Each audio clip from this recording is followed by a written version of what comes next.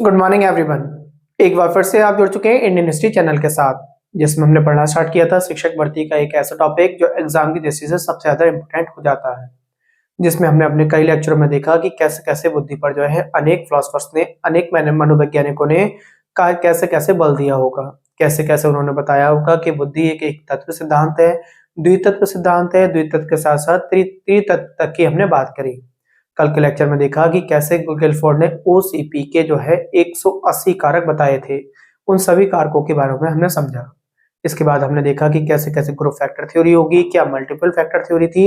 इसके साथ साथ हमने सैम्पलिंग थ्योरी के बारे में भी कल के लेक्चर में समझा। आज अगर बात करें तो आज हम बुद्धि के बारे में ऐसे बात करेंगे कि बच्चे की हम मेंटल एज किस प्रकार पहचान पाते हैं और क्या उसका फॉर्मूला होगा और मेंटल एज किस प्रकार निकाली जाएगी। आज के लेक्चर में हमें ये सारी चीज पढ़ना होगा। उसके साथ साथ कल ही के लेक्चर में हमने देखा था कि कैसे कैसे जीन पियाजे ने, जिनके नाम में हम बहुत ज्यादा जो है एग्जाम में क्वेश्चन देखने को मिलते हैं, मल्टीपल इंटेलिजेंस थ्योरी के बारे में उन्होंने बताया होगा। एक मल्टीपल फैक्टर थ्योरी है जो थॉर्नडाइक ने दी थी, और एक आपकी मल्टीपल इंटेलिजेंस थ्योरी है जो पियाजे की रही होगी। इन दोनों में बच्चे बहुत कंफ्यूज होते हैं। एक बार फिर से मैं उन बातों को क्लियर कर दूं, किसने कौन सी थ्योरी दी है। ये सारी बातें आप समझने के बाद आज एक नया टॉपिक की तरफ को बढ़ेंगे। तो सबसे पहले अगर हम बुद्धि की बात करें तो बुद्धि का एक तत्व सिद्धांत दिया बिनेट ने। किसने दिया? अगर बुद्धि की बात करें कि आप ध्यान रखेंगे, हमारे सर ने बताया था हमें कि बुद्धि का एक तत्व सिद्धांत जो दिया गया, एक तत्व सिद्धांत, वो किसने दिया है? आप याद कर लेंगे, बिनेट ने दिया है। आप इसे टेबल बना के, जिस प्रकार मैं यहाँ पे बना रहा हूँ उसी प्रकार आप याद कर लेंगे। और अगर आपसे बात आ जाए एक तत्व के बजाय वो पूछ रहे द्वितत्व सिद्धांत की बात करें, द्वितत्व सिद्धांत किसने दिया है, तो आप बताएंगे स्पीयरमैन ने बताया है सर ने। और स्पीयरमैन के बारे में हमने इन सभी सिद्धांतों के बारे में अपने लेक्चरों में सारा की सारी बातें समझाई हैं। सेम इसी प्रकार हम बात करें, एक तत्व यानी बुद्धि एक तरीके की होगी या दो तरीके की होगी। इसके साथ साथ त्रितत्व की भी बात करी हमने। अगर त्रितत्व की बात करें तो आप बताएंगे त्रितत्व मतलब ओसीपी, और ओसीपी की बात करी थी गिलफोर्ड ने। किसने बात करी है? गिलफोर्ड ने बात करी है। तो बुद्धि एक त्रितत्व सिद्धांत है या त्रितत्व कारक है। इसकी बात करें अगर हम, तो किसने बताइए? गिलफोर्ड ने इस बात की चर्चा की थी हमसे। ठीक है, और गिलफोर्ड के बारे में कल मैंने ओसीपी करके आपको बता दिए थे। कैसे इसमें 6 है, इसमें 5 और इसमें 6, तो 6 गुणा 5 गुणा 6 करके 180 कारक आपके तैयार हुए होंगे। ठीक, हमने 180 कारक के बारे में बात कर ली थी। इसके बाद बात करें तो बुद्धि एक समूह के रूप में कार्य करती है, जिसे हम ग्रुप फैक्टर थ्योरी का नाम लेते हैं। तो ग्रुप फैक्टर थ्योरी आपसे पूछी जाती है कि ग्रुप फैक्टर थ्योरी किसने दी है, तो आप ध्यान रखेंगे ग्रुप फैक्टर थ्योरी देने वाले कौन थे? ग्रुप फैक्टर थ्योरी आपने याद करा होगा, मैंने आपको पीछे के लेक्चर में सारी बातें ये समझा रखी हैं। तो ग्रुप फैक्टर थ्योरी की बात आ जाए तो तुरंत बता देंगे ये दी थी थर्स्टन ने। किसने दी थी? थर्स्टन ने। तो ग्रुप फैक्टर थ्योरी हो जाएगी आपकी थर्स्टन की। इसके बाद मल्टीपल फैक्टर थ्योरी, ठीक सेम इसी से मिलती जुलती मल्टीपल फैक्टर थ्योरी की अगर बात करें तो किसने दी है? ये दी है आपको थॉर्नडाइक ने। किसने दी है? थॉर्नडाइक ने दी है आपकी मल्टीपल फैक्टर थ्योरी, थॉर्नडाइक। इसके बाद आगे की अगर बात करें, देखो 5 थ्योरी आपने पढ़ ली थी। कल हमने आपको एक बात करी थी थॉर्नडाइक के साथ साथ सैम्पलिंग थ्योरी की। बुद्धि जो होती है ना, कि कहीं ना कहीं एक दूसरे की बुद्धि जो है कहीं ना कहीं अटैच हो रही होती है। तो ये बात बताई थी हमें थॉमसन ने। किसने बताई थी? थॉमसन ने। थॉमसन ने बताई हमें प्रतिदर्श थ्योरी, या हम आपको बात करेंगे सैम्पलिंग थ्योरी का नाम लेंगे। तो सैम्पलिंग थ्योरी कल हमने पढ़ ली थी सैम्पलिंग थ्योरी के बारे में। तो सैम्पलिंग थ्योरी देने वाले कौन थे? आपके थॉमसन थे। इसके बारे में भी हमने कल चर्चा कर ली थी। इसके बाद हमने देखो 6 प्रकार की, जब ये बुद्धि पढ़ाने के बाद हमने कहा बुद्धि जो होती है पदानुक्रम में चलती है। तो पदानुक्रम का सिद्धांत पूछ लेगा कभी कभी आपसे, तो ये भी हमने आपको कल के लेक्चर में समझाया है। बर्ट या बिनेन ने जो है, बर्ट और बिनेन दोनों ने मिलकर पदानुक्रम का सिद्धांत दिया है। तो आप याद कर लेंगे। ठीक है, पदानुक्रम का सिद्धांत देने वाले कौन है? पदानुक्रम का सिद्धांत। ठीक है, तो आपसे पूछ लेंगे, आप क्या बताएंगे? बर्ट अथवा या बर्ट या बिनेन के बारे में बात करेंगे। बर्ट और बिनेन दोनों ही लिख देता हूं मैं आपको, बर्ट और बिनेन। तो इस तरीके से 7 प्रकार की आपने याद कर ली थी। और चलते चलते कल के लेक्चर में हमने एक बहुत इंपॉर्टेंट बात की थी, जिसे हमने जो जीन पियाजे बोला था। तो जीन पियाजे की थ्योरी को आज हम बहुत तरीके से मानते हैं, क्योंकि इन सभी में ना कहीं हमें दोष देखने को मिला, जो कि हमने कल के लेक्चर में बात करी थी आपसे। तो ऐसे ही हमने बात करी मल्टीपल इंटेलिजेंस थ्योरी वर्तमान में पढ़ी जाती है, और मल्टीपल इंटेलिजेंस थ्योरी के जो जनक हैं, जो देने वाले हैं, उनका नाम है जीन पियाजे। ठीक, तो मल्टीपल इंटेलिजेंस की थ्योरी आपको मैंने 8 प्रकार की बुद्धियां पढ़ा दी। तो मल्टीपल इंटेलिजेंस थ्योरी किसने दी है आपको? अगर आपसे पूछ ले तो ये देने वाले कौन है आपके जीन पियाजे हैं। ठीक, यहां तक की बात क्लियर हो गई होगी। आज हम चलते हैं एक नए टॉपिक की ओर। नए टॉपिक का मतलब है नई चीज जो हमें एग्जाम की दृष्टि से बहुत ज्यादा इंपॉर्टेंट हो जाती है। देखिए, हमारी जो एज निकाली जाती है, अगर हम एज की बात करें तो एज दो प्रकार से गणना की जाती है। एक होती है आपकी मेंटल एज, मानसिक आयु। मानसिक आयु का मतलब है कि आप लोग दिमागी रूप से जो है कितनी आपकी आयु आकी जा रही है, उसे बोलते हैं मानसिक आयु। तो सबसे पहले आज हम जो बात कर रहे हैं, अब अगर हम चर्चा करेंगे, हम नए पॉइंट की चर्चा करेंगे, यहाँ से नंबर 1 का पॉइंट हो जाएगा टुडे का। तो आपकी हो जाएगी, एक तो हो जाएगी मेंटल एज। मेंटल एज का मतलब आपकी जो दिमागी आयु है। ठीक, बच्चा जो होता है ना, जैसे कि जो है आप किसी भी बच्चे के बारे में जब बात कर रहे होते हैं तो आपने खूब बोला होगा कि इस बच्चे की मेंटल एज कितनी है, मेंटल एज कितनी है। फॉर एग्जांपल मैंने कहा कि बच्चा जो है 2 साल का है और उसकी बातें इस तरीके से दिखाई दे रही हैं कि वो बड़े बड़ों की तरह बात कर रहा है, तो उस समय आइडिया लग जाती है कि इसकी आयु जो है लगभग 2 साल से ऊपर की बात कर रहा है, ऐसे बात कर रहा है जैसे 5 साल का हो, 6 साल का हो। तो ये आयु जो होगी वो आपकी मानसिक आयु होती है, इसे हम मेंटल एज बोलते हैं। कौन सी एज बोलते हैं? मेंटल एज बोलेंगे, आप ध्यान रखेंगे। ठीक, मेंटल एज के बारे में बात हो जाएगी। इसके बाद सेम मेंटल एज के साथ साथ एक दूसरी एज और होती है जो इन एजों के तरीके से एक बच्चे की बुद्धि बताने के काम में आती है। तो एक तो हमने मानसिक आयु पढ़ ली और एक होती है आपकी क्रोनोलॉजिकल एज। तो क्रोनोलॉजिकल एज को बोलते हैं तैथिक आयु। क्या बोलते हैं? तैथिक आयु। अब इनमें अंतर क्या है देखिए, दूसरी हो जाती है आपकी तैथिक आयु यानी आपकी क्रोनोलॉजिकल एज। तो हम इसकी बात करेंगे, क्रोनोलॉजिकल एज की बात करें, इसे बोलते हैं हम तैथिक आयु। आजकल जैसे कि हम बर्थडे वगैरह मनाते हैं तो इसी आयु पर तो मनाते हैं बर्थडे वगैरह, फिर मेंटल एज पर कौन सी मनाते हैं? हमने देखा बच्चा अगर 2000 में पैदा हुआ है और आप 2022 चल रही है, तो इसका मतलब है बच्चे की जो आयु हो गई वो तैथिक आयु आपकी कितनी हो गई? 22 वर्ष की हो गई। तो इस प्रकार हमारा आईक्यू निकलता है। तो आईक्यू निकालने का अगर हम बात करें तो आईक्यू निकालने का फॉर्मूला बन जाएगा, आईक्यू इक्वल्स टू फॉर्मूला बनेगा आपका, ये फॉर्मूला आप याद कर लेंगे। मेंटल एज आपकी ऊपर आएगी, mental as upon chronological age, आज आपकी सी हो जाएगी मल्टीप्लाई बाई 100 हो जाएगी। अब यहां से एक आइडिया लगता है, आप देखिए सबसे पहले आप याद कर लेंगे कि 90 से लेके अगर 110 के बीच में अगर हमारी ये एज निकल के आएगी, अगर आईक्यू निकल के आ रहा है तो हम औसत बुद्धि वाले हैं, हम एवरेज बुद्धि है हमारी। 90 से नीचे अगर हमारी एज निकल के आ रही होगी, मतलब आईक्यू निकल के आ रहा होगा, तो आप आइडिया लगा लेंगे कि हमारी बुद्धि जो है औसत नहीं है। ठीक, और अगर 110 से ऊपर अगर हमारी औसत आयु निकल के औसत एज निकल के आ रही होगी, मतलब आईक्यू निकल के आ रहा होगा, तो आप कह देंगे बहुत होशियार हैं आपके 110 से ऊपर। एक तो एग्जाम्पल की अगर बात करें, जैसे कि मैंने कहा कि कोई बच्चा है, आपका एक एग्जाम्पल मैं ऊपर समझा देता हूँ। फॉर एग्जाम्पल आपसे मैंने कहा कि उस बच्चे की जो है मेंटल एज की अगर बात करें, मेंटल एज उसकी फॉर एग्जाम्पल मैंने कहा 15 है, 15 है, और आपकी अगर उसकी बाकी में एज देखें, उसकी एज कितनी है? आपकी 10 है, आपकी तैथिक आयु जो है, क्रोनोलॉजिकल एज।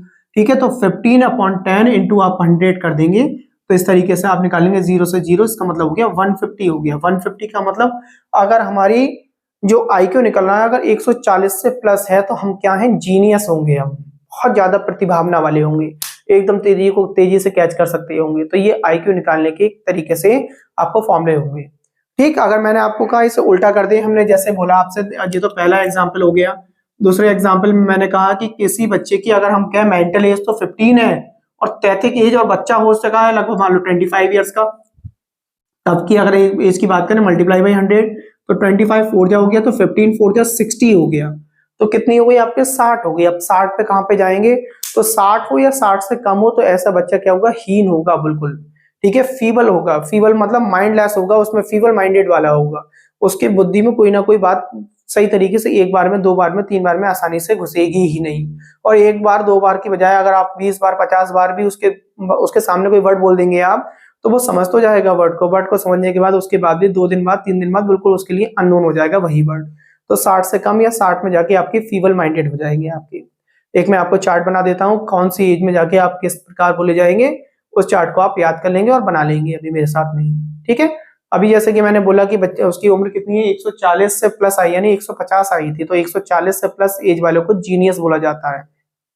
ठीक, तो टेबल बना रहे हैं। जैसे कि पहला पॉइंट हमने देखा, हमने क्या देखा कि अगर 140 से प्लस है तो उसे हम क्या बोलेंगे? जीनियस बोलेंगे, कि बच्चा बहुत जीनियस है, तेजी से किसी भी बात को कैच कर पाएगा। ठीक है, अगर मैंने कहा 130 से लेके 139 के बीच में आपको देखने को मिल जाए, 130 से स्टार्ट होते हुए 139 तक मिल जाए तो उसे आप सुपीरियर की कैटेगरी में भी आप रखेंगे, वेरी सुपीरियर है, अति उत्तम है। ठीक है, तो इसे हमने क्या बोला, वेरी सुपीरियर बोला, वेरी सुपीरियर। आप अपने आप लिख लेना, अति उत्तम भी लिख सकते हैं इसमें। ठीक है, अब सेम ऐसी 120 से अगर 129 तक होगा तो ये सुपीरियर होगा, आपका सुपीरियर होगा। ठीक, जैसे कि ऊपर आया मतलब अति उत्तम, तो इसमें हो जाएगा केवल उत्तम। मैं यहाँ पे हिंदी में उत्तम लिख देता हूँ, आप यहाँ पे अति उत्तम लिख लोगे। जीनियस का मतलब प्रतिभावना वाला होगा। ठीक, अगली एज अगर बात करें 110 से लेके 119 के बीच की आएगी। देखिए अब उत्तम आ गया, उत्तम से नीचे को आ जाएंगे, तो उत्तम से नीचे अगर बात करें तो आपको हो जाएगा ब्राइट, यानी अच्छा। ठीक, अगला कौन सा हो जाएगा, 110 से 119 में आ जाएगा आपका ब्राइट। ब्राइट का मतलब अच्छा होता है, आपको सभी को पता है। अभी जैसे कि मैंने आपको बोला भी था यहाँ पे आपकी एज के बारे में कि 90 से 110 जो होती है वो औसत बुद्धि होती है, तो यहाँ तो 110 से ऊपर है। तो अब 5वें पॉइंट पे अगर हम याद करें तो हम इसे ऐसे याद कर लेंगे कि 101 से लेके आपकी 101 से लेके 109 तक की बात हो जाएगी यहाँ पर। ठीक, 101 से लेके 109। और छठे पॉइंट में हम बात करें तो किसमें हो जाएगी आपकी 91 से लेके आपकी कितनी हो जाएगी आपकी 99 तक की बात हो जाएगी। 120 से 29 हो गया। ठीक, 110 से 119 हो गया और 101 से यहाँ पे हो जाएगा आपका ठीक है, चलिए ठीक, 101 से हो जाएगा आपका। तो हमने आपकी कहाँ तक की बात कर ली, 110 से 119 तक आपको बता दिया कि ब्राइट होगा। सेम आपकी हम बात करें ब्राइट के नीचे जो आते हैं नॉर्मल आ जाते हैं आपके। ठीक, नॉर्मल की अगर बात करें तो नॉर्मल में क्या होगा, नॉर्मल में मैंने आपसे कहा जैसे 100 से 109 के बीच में किसी की जो है आईक्यू बैठ रहा है तो उसे बोलेंगे आप वो हाई नॉर्मल है, औसत है। ठीक है, औसत में भी क्या उच्च औसत वाला है। ठीक, तो इसमें आप ऐसा भी कह सकते हैं, यहाँ पे 100 से स्टार्ट कर लेते हैं। ठीक है, 100 से 109 के बीच में क्या होगा, हाई नॉर्मल में आ जाएगा आपका हाई नॉर्मल। ठीक, हाई नॉर्मल हो जाएगा। और इसके बाद हमने इसमें बात करी तो ये हो जाएगा आपका 90 से स्टार्ट होगा, 90 से लेके कहाँ तक चलेगा, 99 तक चलेगा। ये केवल नॉर्मल बोला जाएगा कि ये बच्चा नॉर्मल होगा। तो normal, high normal, bright, superior, very superior, genius हो गया आपका। 90 से लेके 99 तक की हमने बात कर ली। 90 से 99 में कहाँ पे आ गया, हाई नॉर्मल की वजह केवल नॉर्मल में आ गया। कहीं कहीं आपको ऐसा भी होगा औसत निम्न करके बोल सकते हैं, लो नॉर्मल करके बात किया जा सकता है। तो नॉर्मल की जगह में आप यहाँ पे लिख सकते हैं लो नॉर्मल भी कर लिख देंगे, एल लिख दिया है मैंने आपको। ऐसे ही आपका 90 से 99 हो जाएगा तो यहाँ पे हो जाएगा 80 से 89 हो जाएगा। ठीक, 80 से 89 के बाद अगर बात करें तो 8वां पॉइंट आप उसे और नीचे ले लें तो जो हो जाएगा 70 से 79 तक हो जाएगा, 70 to 79। ठीक है, 79 तक हो जाएगा। और ऐसी और बात करें तो जो हो जाएगा 60 से लेके 69 तक हो जाएगा आपका। ठीक, तो 80 से 89 के बीच में अगर बात करेंगे तो बच्चा अपना 90 से जैसे नीचे आना स्टार्ट हो जाएगा तो मन बुद्धि कहलाएगा। मन बुद्धि का मतलब आपका डल कहलाएगा। क्या कहलाएगा, डल हो जाएगा। यहाँ पर 80 से 89 में जाके बच्चा डल होने लगेगा। डल का मतलब मन बुद्धि। ठीक, इससे भी नीचे आओगे तो इससे भी नीचे कैटेगरी जो होती है वो इंफीरियर की होती है। इंफीरियर का मतलब होता है कि बच्चे में मन बुद्धि से भी नीचे आ गया, चीजों को समझ ही नहीं पा रहा, बिल्कुल इंफीरियर हो गया, हीन आ गया आपका। और 60 से कम बोल देते हैं हम। ठीक है, हम यहाँ पे आ जाते हैं 60 से कम में। तो 60 से कम में अभी अभी मैंने आपसे बोला था कि बच्चा क्या होगा, इसमें भी हीन होगा। और हीन को ना 60 से कम में अगर पूछ ले तो आप बताएंगे फीबल बोला जाता है, फीबल माइंडेड वाले, जो किसी भी चीज को तेजी से मतलब जो है कुछ भी इतना ही बता दो उन्हें, उनके दिमाग में ये चीज आए ही नहीं कभी। ठीक है, तो इसे क्या बोलते हैं आप, फीबल बोलते हैं। तो फीबल के बारे में आप ध्यान रखेंगे, फीबल माइंडेड। ठीक, ये बात आपको याद हो जाएगी। टेबल बना लेंगे, इनमें से एक क्वेश्चन पूछा जाता है। देखिए ये सारे नाम देकर भेजेगा, इनमें से पूछ लेगा कौन सी किसने दी है। बहुत सारी बात हमने क्लियर कर दी। मेंटल एज क्या होती है हमने वो बता दी आपको। मेंटल एज के साथ क्रॉनिकल एज क्या होती है, तैतिक आयु होती है जिसमें आप जन्मदिन मनाते हैं, वो आपने समझ ली। आईक्यू का फॉर्मूला क्या होगा आप ध्यान रखना, मेंटल एज ऊपर आती है और क्रोनोलॉजिकल एज जो होती है वो नीचे आएगी आपकी। मल्टीप्लाई बाई 100 होगा ऐसे। 90 से 110 के बीच की जो हमारी मेंटल एज होती है मतलब आईक्यू होता है हमारा, वो एवरेज बोला जाता है। और सभी तरीके के आईक्यू मैंने लिख दिए आपके, कहीं भी आईक्यू पूछ ले आप, इन आईक्यू को आप याद कर लेंगे। इसके बाद आगे की ओर बढ़ेंगे। देखिए एज की बात हो गई। अब कभी कभी इनके इंटेलिजेंट टेस्ट होते हैं। इंटेलिजेंट टेस्ट कितने प्रकार के होते हैं, 2 प्रकार के टेस्ट होते हैं। ठीक, आपसे इंटेलिजेंट टेस्ट के बारे में पूछा जाएगा, आपसे पूछेगा कि इंटेलिजेंट टेस्ट जो होते हैं वो कितने प्रकार के हैं, आप बताएंगे 2 प्रकार के। एक तो आपका ग्रुप में होगा और एक आपका सिंगुलर होगा। ग्रुप का मतलब सामूहिक परीक्षण होगा आपका, और एक हो जाएगा आपका व्यक्तिगत परीक्षण। अब ये किस तरीके से होंगे उनकी बात करते हैं। ठीक है, ठीक है भाई, देखते हैं इंटेलिजेंट टेस्ट की। अब नया हेडिंग जो हो गया आपका इंटेलिजेंट टेस्ट की बात कर रहे हैं, इंटेलिजेंट टेस्ट। कितने प्रकार के होते हैं? अभी अभी मैंने आपको बताया ये 2 प्रकार के होंगे। अगर पहला वाले की बात करें तो ये सामूहिक होता है और दूसरे की अगर बात करूं तो ये व्यक्तिगत होगा आपका। इन दोनों को बहुत ध्यान से समझना जरूरी हो जाता है, एग्जाम की दृष्टि से बहुत इंपॉर्टेंट बनते हैं ये दोनों। सामूहिक भी अगर बात करें, सामूहिक भी और सामूहिक के साथ व्यक्तिगत भी। अब देखिए सामूहिक में क्या खास बात है। सामूहिक में सबसे बड़ी अगर बात करें, मैं आपको एक एग्जाम्पल के जरिए से बताता हूँ। सामूहिक में 2 प्रकार से टेस्ट लिए जाते हैं। जैसे कि जब फर्स्ट वर्ल्ड वॉर हुआ था 1914 से लेकर 1918 तक, जब फर्स्ट वर्ल्ड वॉर चला होगा, तो वहां पे जब सेना की भर्ती हो रही होगी तो सेना की भर्ती करने के लिए यानी एक समूह में भर्ती हो रही होगी, ग्रुप में। और उस ग्रुप में भर्ती करते समय 2 तरीके के टेस्ट हुए। उसमें एक बोला गया आर्मी अल्फा टेस्ट और दूसरा बोला गया army beta test. Army alpha test में वो व्यक्ति आते हैं जो बहुत ज्यादा पढ़े लिखे होते हैं और तेजी से डिसीजन ले सकते हैं। तो आपसे पूछा जा सकता है सामूहिक में आता है ये आर्मी अल्फा टेस्ट किसका है, तो आप बता देंगे सामूहिक टेस्ट का है, ग्रुप टेस्ट है ये। इसमें क्या होते हैं, बहुत ज्यादा पढ़े लिखे आते हैं जो तेजी से डिसीजन ले सकते हो। यानी मैंने कहा बहुत ज्यादा सेना है, सेना के ऊपर एक कमांडर बैठा हुआ होगा और कमांडर चीजों को एकदम भापते ही जो है कोई भी डिसीजन ले लेगा। तो ये हो गया आर्मी अल्फा टेस्ट। और आर्मी बीटा टेस्ट में वो आएंगे जिसमें कम पढ़े लिखे लोग होते हैं कि केवल जो है उन्हें आदेश दिया जाए और आदेश के अनुसार काम करना स्टार्ट कर दें। आप देखते ही होंगे, जैसे कि मैंने आपसे कहा कि कम पढ़े लिखे जो होते हैं उनके ऊपर बहुत पढ़ा लिखा व्यक्ति बैठा हुआ होगा और उसने एक आदेश दे दिया तो ये लोग मानने को तैयार हो जाएंगे। उन्हें पता नहीं अब मुझे क्या करना है, जैसा हमारे अधिकारी ने कह दिया वही सही है हमारे लिए। तो ये आपको ध्यान रखना है। उस सामूहिक में सर ने हमारे 2 प्रकार के बताए। एक तो बताया आर्मी अल्फा टेस्ट, ठीक है, 2 प्रकार का है, आप बता देंगे। एक होता है आर्मी अल्फा टेस्ट, और आर्मी अल्फा टेस्ट के बारे में आपसे पूछ ले तो आप बता देंगे बहुत ज्यादा पढ़े लिखे जो होते हैं वो आर्मी अल्फा टेस्ट में होते हैं। और आर्मी बीटा टेस्ट की अगर बात करें तो इसमें अगर पूछ ले आपसे तो आप बता देंगे जो कम पढ़े लिखे होते हैं इसमें आर्मी बीटा टेस्ट में आते हैं वो। ठीक, ये बात आपको क्लियर हो गई होगी। आर्मी अल्फा टेस्ट और आर्मी बीटा टेस्ट किसके प्रकार हैं, आपके ग्रुप फैक्टर के हैं, यहाँ पे समझ जाएंगे। यानी इंटेलिजेंट टेस्ट करते हैं तो जो ग्रुप में परीक्षण किए जाएंगे उनके होंगे सामूहिक परीक्षण के। ठीक, इसके कुछ फायदे भी होते हैं, आपसे कभी कभी फायदे भी पूछ लेता है। जैसे कि क्या होगा, देखो एक तो समय कम लगेगा। आप सी टेट का, यूपी टेट का या किसी भी जो है राज्य स्तर पर जो भर्तियां निकलती हैं उसका जब टेस्ट देने जाएंगे तो वो यही होगा, एक ग्रुप में टेस्ट हो रहा है ये। जब ग्रुप में टेस्ट हो रहा है तो क्या होगा, आपका टाइम बहुत कम, मतलब जो है बहुत कम समय में जो है बहुत सारे लोगों का एक साथ टेस्ट हो जाएगा। इसके साथ साथ पैसे का खर्च बहुत कम होगा, पैसा बहुत कम खर्च होगा। सरकार क्या करेगी, फॉर एग्जाम्पल मैंने कहा एक क्लास में 30 बच्चे 24 बच्चे, आपको मैंने उससे ज्यादा बच्चे बिठाएगी, बिठाने के बाद एक टीचर या 2 टीचर की ड्यूटी लगा देगी और उसमें भी उनकी ड्यूटी लगाएगी। वो कुछ लोग जैसे कि मैंने कहा क्लरिकल डिपार्टमेंट के हो गए या टीचर हो गए, ऐसा नहीं है, बहुत बड़े अपर अधिकारी को लाकर बिठा दिया टेस्ट लेने के लिए आपका। ठीक, उनसे नीचे का क्यों, क्योंकि उन्हें कुछ भी पारितोषिक देके कम पैसे देकर जो है उस दिन की ड्यूटी कराई जा सकती हो। ठीक, अगर ऐसा नहीं है कि बहुत बड़े अधिकारी को बैठाया जाए तो वहां पे क्या होगा, वहां पर ये होगा अधिकारी आएगा तो उसके तो पेमेंट भी बहुत लेगा वो। तो इसमें देखो फायदा क्या हुआ, एक तो टाइम बहुत कम लगा और खर्चा भी बहुत कम हुआ इसमें। तो सामूहिक टेस्ट का ये भी फायदा है, बट फायदे के साथ साथ कहीं ना कहीं दोष भी पाए जाते हैं इनके। देखिए सामूहिक टेस्ट दे दिया, टेस्ट देने के बाद क्या हुआ, लोग बाग पास हो गए, पास होने के बाद उसका वो परीक्षण नहीं हो पाया जो व्यक्तिगत में होता है। जैसे कि व्यक्तिगत में क्या होगा, आप जब व्यक्ति से निजी मिलने के बाद बातचीत करोगे तो उससे आइडिया लगाया जा सकता है कि हकला है, तोतला है, गूंगा है, कैसा है। मगर सामूहिक में ये आइडिया नहीं लगा सकते। उसने तो एक बार क्या हुआ, वर्बल और नॉर्मल वर्ब की तरह टेस्ट आया और टेस्ट को पास किया, पास करने के बाद जब वो आगे बढ़ गया। ठीक, तो व्यक्तिगत के क्या फायदे हैं, व्यक्तिगत में होता है कि समय तो ज्यादा लगता है, समय ज्यादा के साथ साथ इंसान को हम भाप भी सकते हैं। जैसे कि आपने देखा है कि ये दोनों ही तरीके के टेस्ट किए जाते हैं जो बड़ी भर्तियां होती हैं उन पर।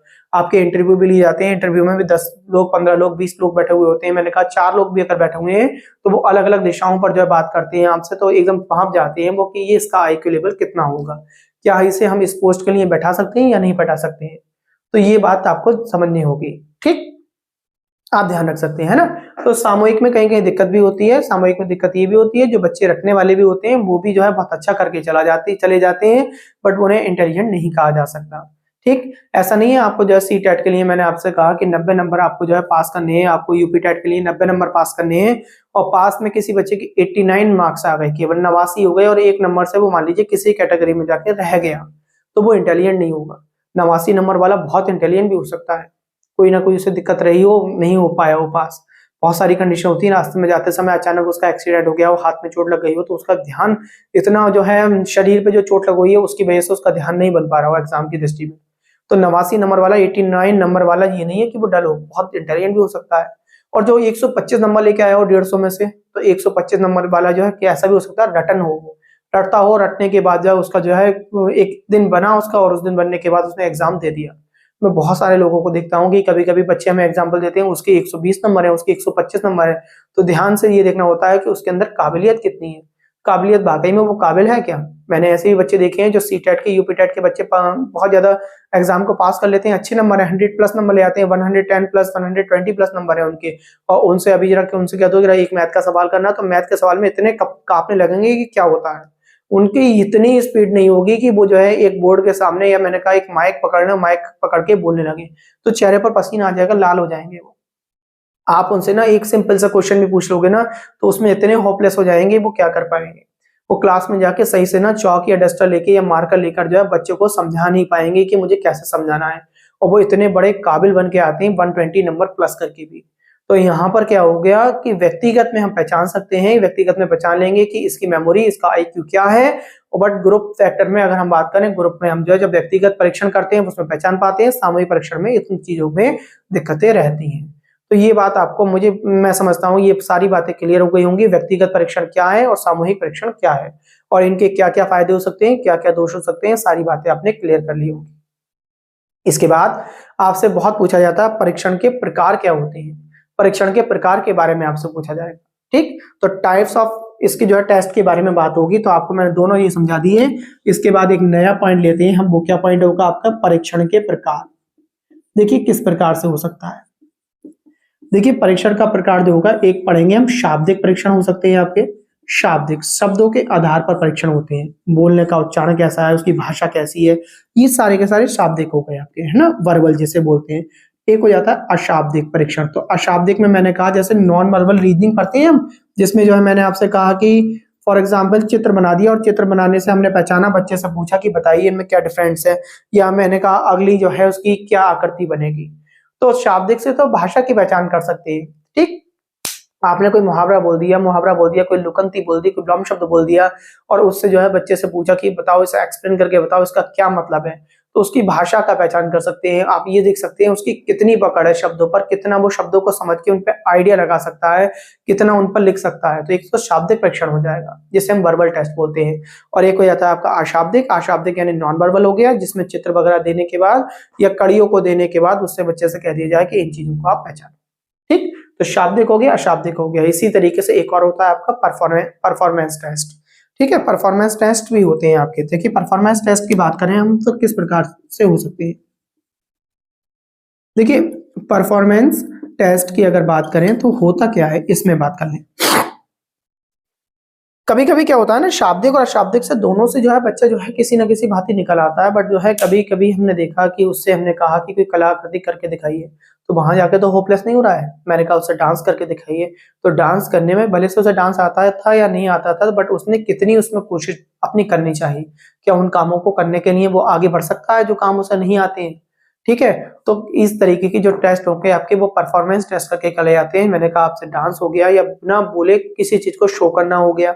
मैंने आपको एक स्टोरी दे दी, वो बच्चे से कहा कि आपको ये स्टोरी दे दी, आपको ये स्टोरी प्ले करनी है और आपको बोलना नहीं है ना? फॉर एग्जाम्पल मैंने एक बार देखा था अपने स्कूल में, जब मैं वहाँ पे टीचिंग करता था, तो वहाँ पे जो है एक हमें गेम खिलाया गया टीचर्स को, टीचर्स डे पर, और उसमें कहा गया कि हम आपको एक स्टोरी देंगे, और स्टोरी देने के बाद आपको उसकी बेतुकी कहानी बना के दिखानी है। आपको रियल कहानी नहीं बनानी है, बेतुकी कहानी बनानी है। बेतुकी कहानी से बना के आपको बताना है कि कैसे कैसे क्या होगा।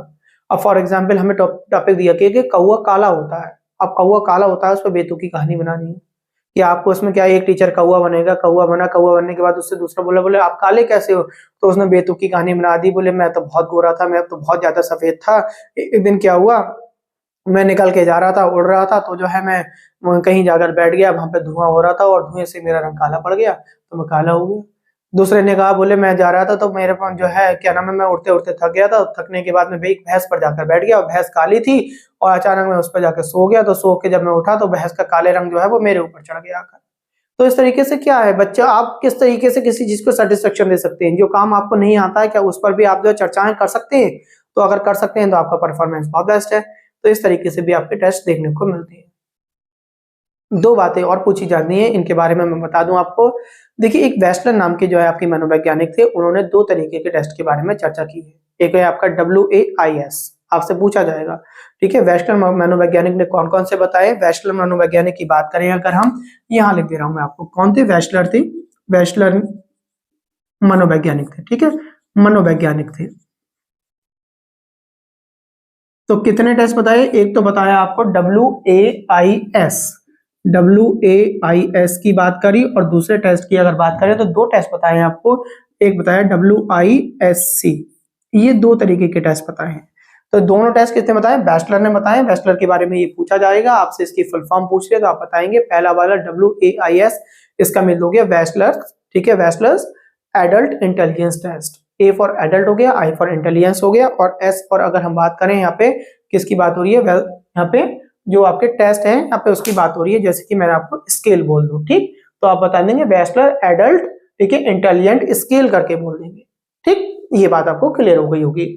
और WISC की बात करें तो हो जाएगा bachelor intelligence scale for children. ये दोनों बातें आपको ध्यान रखनी है। धीरे धीरे बुद्धि हमने पूरी पढ़ ली, बहुत सारे फिलोसफर्स मनोवैज्ञानिकों के बारे में पढ़ लिया हमने, आपको दिखाया कि इतने सारे हमने आपको पिछले लेक्चर्स में बता चुके हैं, इनकी डिटेल हमने आपको पढ़ा दी है। शायद मैं आइडिया लगाता हूं कि एग्जाम की दृष्टि से बनने वाले क्वेश्चन अब आप नहीं छोड़कर आएंगे। इनके साथ एक क्वेश्चन बहुत पूछा जाता है, ये बात आप ध्यान रखेंगे। एक बुद्धिमत्ता वर्ड होता है, बुद्धिमत्ता शब्द का जो है सबसे पहले जो है किसने उपयोग किया, या बुद्धिमत्ता का जो है जनक किसे बताया जाता है? तो आप बताएंगे गाल्टन को बुद्धिमत्ता का जनक बोला जाता है। इन्होंने बताया था कि बुद्धिमत्ता जो होती है वो जन्मजात क्षमता होती है। ठीक, ये बात ध्यान रखेंगे। ये सारी बातें मैंने आपको अपने लेक्चर में कंप्लीट करा दी। बुद्धि के बारे में हमने समझ लिया, और बुद्धि के साथ साथ हमने बहुत सारे जो है फिलोसफर के बारे में समझ लिया, चाहे उसमें बिनेट हो, स्पीयरमैन हो, गिलफोर्ड हो, थर्स्टन हो, थॉर्नडाइक हो, थॉमसन, वर्ट और बिनेन, जीन पियाजे, और इसके साथ साथ कैट वगैरह के बारे में भी हमने अपने पिछले लेक्चर में बात कर ली।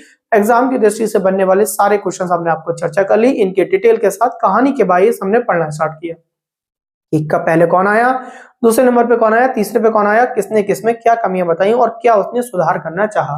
आज के वीडियो में केवल इतना ही, कल फिर एक नया टॉपिक लेकर स्टार्ट करेंगे। CTET का जो हमने आपको जो पैडागोजी स्टार्ट की थी, तो लगभग हम बात करें आज 60% पैडागोजी आपकी फिनिश हो चुकी है, केवल 40% पैडागोजी रह गई है। उसके साथ साथ वो चीजें रह गई हैं जो एग्जाम की दृष्टि में एक टीचर को पता होनी चाहिए, कैसे वो बच्चे को जो है शैक्षिक अनुपात में बताएगा उसे। ये सारी बातें आपके समझ में आ रही होंगी, नोट्स बनाते रहें, वीडियो को देखते रहें। नमस्कार, धन्यवाद।